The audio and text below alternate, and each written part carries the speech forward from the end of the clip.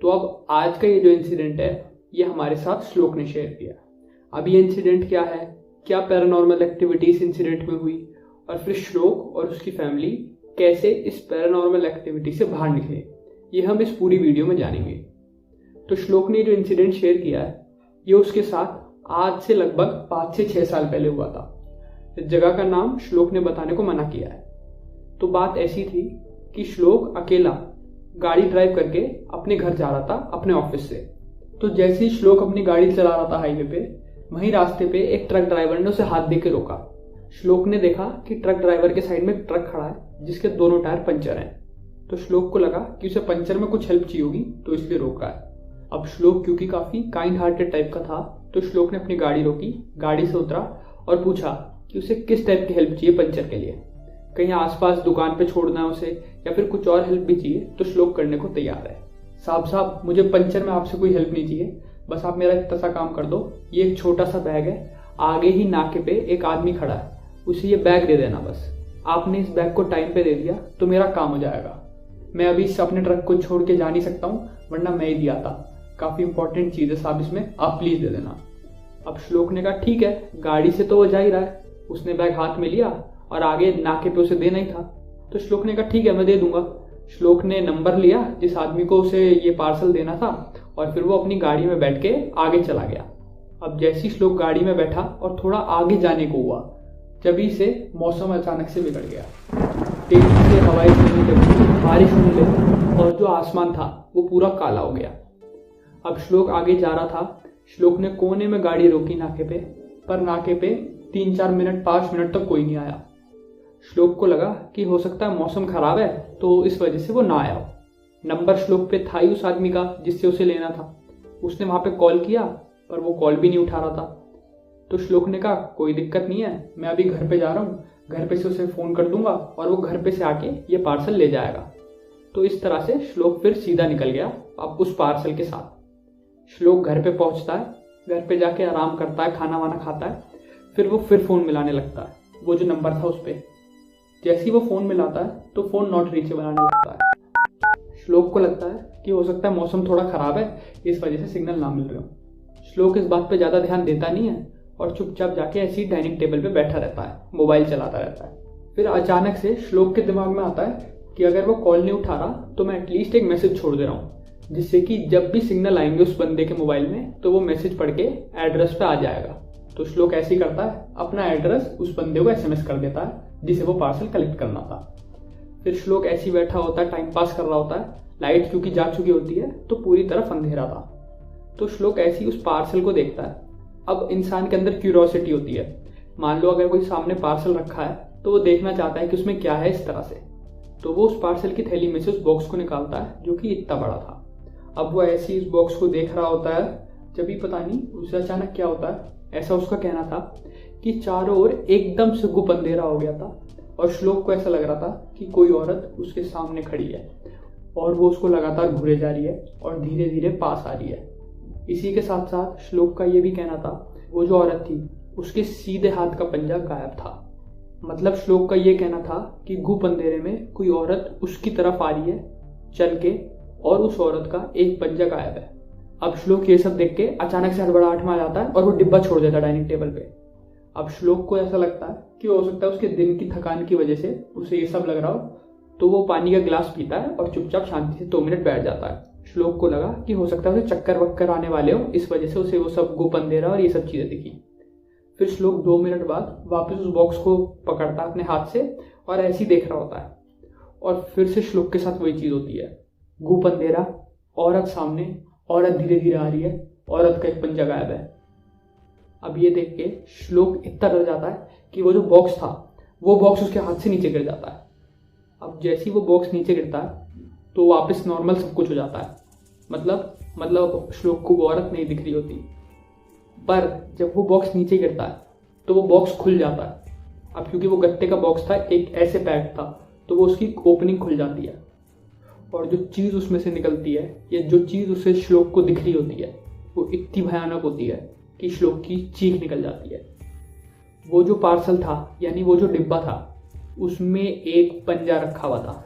अब आप सोचो कि अगर आपके साथ भी ऐसी सेम चीज़ हो, आप उस बॉक्स को उठा रहे हो, चारों तरफ गुप अंधेरा हो जाए और सामने से एक औरत चलती आ रही हो जिसका एक पंजा गायब है हाथ का, और फिर थोड़ी देर बाद आपको पता चले कि वो पंजा आपके हाथ में जो बॉक्स है उसमें है। अब श्लोक ये देख के इतनी तेज चिल्लाता है कि ऊपर से फर्स्ट फ्लोर से उसकी मम्मी भाग के आती है देखने के लिए कि हुआ क्या। श्लोक ये सारी चीज़ें दिखाता है और सारी चीज़ें बताता है जो उसके साथ हुई जब वो अपनी गाड़ी से आ रहा था। अब श्लोक की मम्मी ये सब देख के इतना तो समझ गई थी कि पक्का कुछ ना कुछ गड़बड़ है। तो श्लोक की मम्मी अगले दिन ही अपने जो उनके बाबा थे उनके परिवार के, उन्हें फ़ोन करती है और उन्हें सारी चीज़ें बताती है कि कैसे कैसे श्लोक के साथ ये सब चीज़ें हो रही है। उनके जो बाबा जी थे वो आने को तैयार हो जाते हैं उनके घर पे। फिर अगले दिन दोपहर में उनके बाबा जी उनके घर पे आते हैं, चारों तरफ का मुआयना करते हैं, श्लोक से सारी चीज़ें पूछते हैं कि कैसे कब क्या हुआ और उसे क्या क्या दिख रहा था। श्लोक सारी चीज़ें बता देता है। श्लोक फिर बाबा जी को वो पंजा भी दिखाता है जो कि उस बॉक्स में रखा हुआ होता है। बाबा जी उस पंजे को दूर से ही देखते हैं और अपनी आँख बंद करके कुछ मंत्रों का उच्चारण करते हैं, और फिर थोड़ी देर बाद श्लोक की मम्मी को बताते हैं कि ये जो पार्सल है जो किसी ने श्लोक को दिया वो कोई इंसान नहीं था, वो किसी छलावे ने श्लोक को दिया था। और इसी के साथ साथ जो औरत श्लोक को दिख रही है जब ये बॉक्स को उठा रहा है, तो ये जो औरत है ये उसी औरत के हाथ का पंजा है, इसीलिए वो औरत श्लोक के पास आ रही है वो पंजा लेने। और इसी के साथ साथ बाबा जी ने ये भी बताया कि अगर श्लोक गलती से भी उस औरत के पास आके उसे वो पंजा दे देता तो वो औरत श्लोक से उसकी रूह खींच लेती। और इसी के साथ साथ बाबा जी ने ये भी बताया कि श्लोक के अलावा कोई और इंसान भी होता जो कि उस बॉक्स को उस औरत के हाथ में देता अपने हाथों से, तो वो उसकी रूह खींच कर भी उसे मार सकती है। तो इस तरह से बाबा जी ने सारी बात खोली श्लोक और उसकी मम्मी के सामने। अब श्लोक की मम्मी ये सब सुन के काफ़ी डर चुकी थी, तो उन्होंने इस चीज़ का उपाय मांगा, मंत्र बताए और सारे उपाय बताने के बाद कहा कि वो आज रात एक पाठ करेंगे इसी घर में, और उस पाठ के लिए सारी सामग्री बताई गई क्या क्या लानी है। श्लोक फटाफट बाजार से जाके वो सारी सामग्री लाया और फिर बाबा जी ने एक गोल चक्रव्यूह बनाया। उस चक्रव्यूह में एक हवन कुंड रखा और उस चक्रव्यूह के अंदर खुद श्लोक की मम्मी और बाबा जी बैठ गए। और फिर बाबा जी ने समझाया कि जब वो रात को पाठ शुरू करेंगे तो सिर्फ श्लोक उस चक्रव्यूह के बाहर जाएगा और वो जो बॉक्स है उसमें से वो पंजा निकालेगा और वो पंजा लेके खड़ा रहेगा।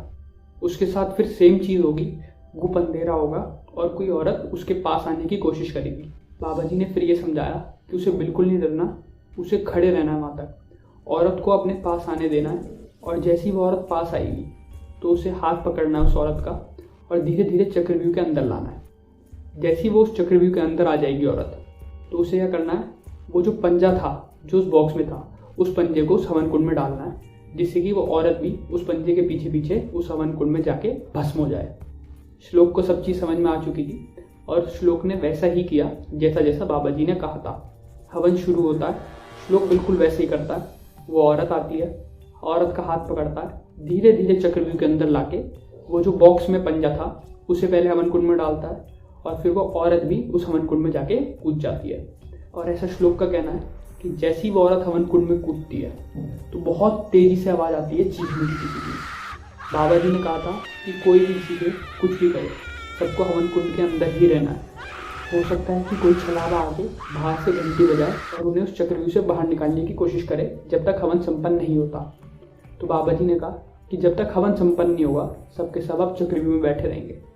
बाबा जी ने पूरे 6 घंटे लिए उस हवन को संपन्न किया और फिर एक धागा श्लोक के और उसकी मम्मी के बांध दिया और उसे समझाया कि आज के बाद से तुम्हें अगर कोई भी ऐसा कोई चीज़ देने की कोशिश करे तो बिल्कुल मत लेना, कि क्या पता कि वो इंसान के रूप में कोई छलावा हो। श्लोक ने बाबा जी की बात मानी। इसी के साथ साथ उन बाबा जी ने श्लोक को एक पाठ करने को दिया जिसे श्लोक को हर दिन रात को करना था। तो इस तरह से पूरी विधि और पूरा हवन संपन्न हुआ। फिर ऐसा श्लोक का कहना है कि अगले दिन की बात है रात की, कि जो नंबर पे श्लोक ने मैसेज किया था एड्रेस कि इस एड्रेस पे आके पार्सल कलेक्ट कर ले, तो उस नंबर से उस रात एक कॉल आती है। अब श्लोक पहले तो ये देख के काफ़ी घबरा जाता है, पर वो भगवान का नाम लेके उस फ़ोन को उठाता है। अब श्लोक का ये कहना था कि जैसे ही वो फ़ोन को उठाता है कि उसे उस फ़ोन के पीछे से अजीब सी चीखने की आवाज़ आ रही होती है, और वो जो चीखने की आवाज़ थी वो एकदम हूबहू सेम थी जब वो औरत हवन कुंड में कूदी उससे। तो ये कुछ इस टाइप का एक्सपीरियंस था जो कि श्लोक ने महसूस किया जब वो एक अनजान आदमी का पार्सल ले जाके किसी को देने की मदद कर रहा था। आप बताइए कि आपका इस इंसिडेंट के बारे में क्या ख्याल है। और इसी के साथ साथ भी आप लोग सावधान रहिए, क्योंकि क्या पता आप जिसकी मदद करना चाह रहे हो वो आपसे आपकी जान मांग ले।